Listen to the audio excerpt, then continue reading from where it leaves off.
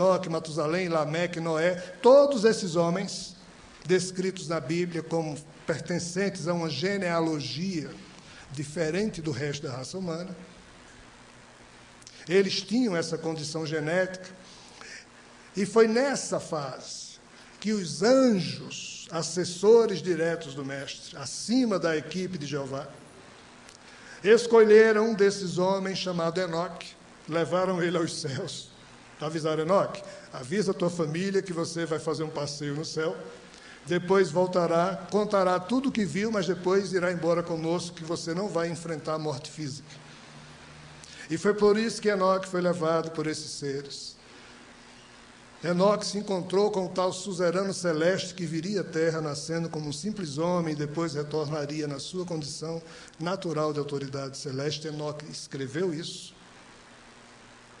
O fato é que essa assessoria do Mestre, já que o tal Mestre havia decidido encarnar na terra, eles resolveram pegar carona nessa tentativa de manipulação genética dos Anunnakis, que terminaram produzindo uma melhor condição genética que a da espécie Homo sapiens, apesar de mantendo a forma humanoide, já que esses seres, gerados pela genética dos Anunnaki, eram mais intelectualmente inteligentes que a espécie Homo sapiens, viviam muito mais tempo, ou seja, em tudo era um protótipo melhorado.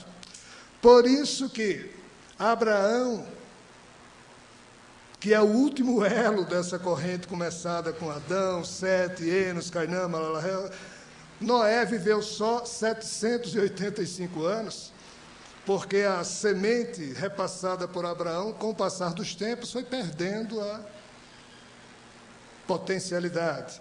Então, como Abraão era o último descendente dessa corrente, ele viveu ainda 175 anos.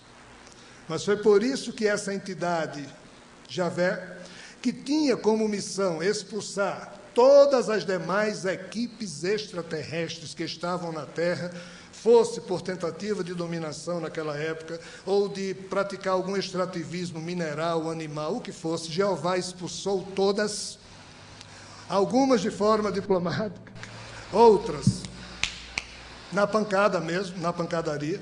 É por isso que muitas guerras descritas no Mahabharata, em outros livros de antiguidade, fazem parte desse contexto aos nossos olhos hoje, totalmente estranho, por isso que parece loucura. É isso que esses seres afirmam. E o fato é que quando Javé, então, procurou Abraão para fazer um pacto, é porque esse planejamento já vinha há uns bons 2000 anos, antes da época de Abraão, e quando Abraão, então, concordou com ele, do povo, ou de um dos povos, que seria gerado a partir da descendência de Abraão, exatamente aquele que conseguisse dar continuidade ao que restava do melhoramento genético, começado com Adão, seria esse povo que as trevas iria tentar destruir, porque as trevas sabiam que nesse povo, talvez um dia, o tal suzerano nascesse. Por isso que o povo hebreu, gerado a partir de Abraão, sempre foi perseguido por estranhos problemas, e por isso que Javé sempre defendeu o povo hebreu, ao longo de sua história, usando qualquer tipo de expediente que fosse necessário usar para manter o povo hebreu vivo. Nesse sentido, Abraão gerou Isaac, Isaac gerou Jacó, Jacó teve 12 filhos, um deles foi atraiçoado, que foi José, vendido como escravos para os mercadores. José foi levado para o Egito. Chegando no Egito, José interpretou o sonho de um ministro lá do faraó, então caiu nas graças do ministro, passou a interpretar o sonho do faraó, caiu nas graças do faraó, passou a ser ministro do faraó. Os seus irmãos que moravam no nordeste da Palestina com seu pai Jacó, nessa época houve uma grande seca, então eles foram pedir ajuda no Egito. Em lá chegando, vendo que o irmão deles, que eles julgavam já morto, era agora ministro de Estado, pediram ajuda, José os perdoou, e todas as tribos que haviam descendido de Abraão estavam agora morando aonde? No Egito. Com o tempo,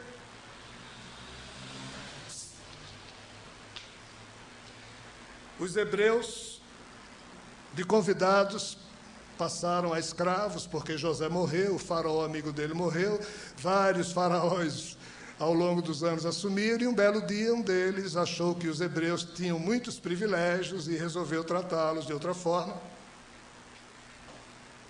Mas a promessa do tal Deus a Abraão era que o povo dele descendente chegaria aonde? À terra prometida. Vejam que confusão. Por isso que surge Moisés, que começa a brigar com o poder egípcio para libertar as 12 tribos hebreias. Qual é a entidade que fica ajudando Moisés? Javé, Jeová.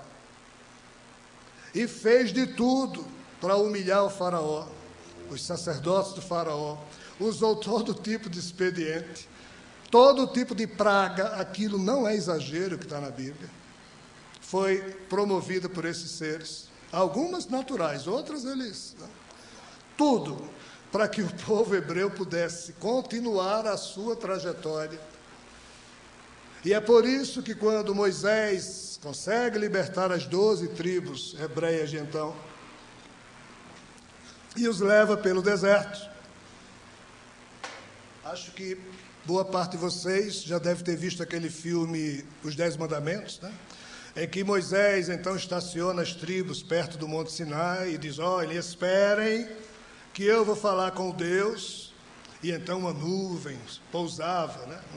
Uma grande nave pousava em cima do monte. Mas, ninguém suba não, porque sai foguinho, hein? Dá choque, então fica todo mundo aqui, só quem vai lá sou eu. Aí Moisés foi e disse: olha, eu acho que eu demoro 2, 3 dias. Moisés foi, demorou não sei quantos dias.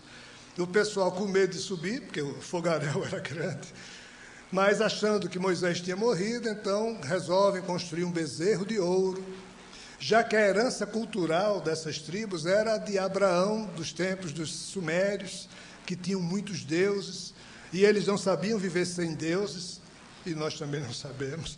Então eles criaram um bezerro de ouro para adorar, e de repente, aquele que eles achavam que já havia morrido, que é Moisés, volta no Monte Sinai com as tábuas da lei, quando vê o bezerro de ouro, fica irado, joga, aquela confusão toda que todo mundo conhece. Aí, Javé fica chateado com aquela geração do povo hebreu. Aí coloca os 12 tribos, o pessoal das 12 tribos, para fazer o quê, pessoal? Andar durante 40 anos no deserto. Esse Javé, pense no sujeitinho arrochado. Por quê? Porque ele precisava fazer com que uma nova geração surgisse, já que aquela geração que estava viva naquele momento não tinha mais jeito. Estava toda contaminada ainda pelos vícios do cativeiro.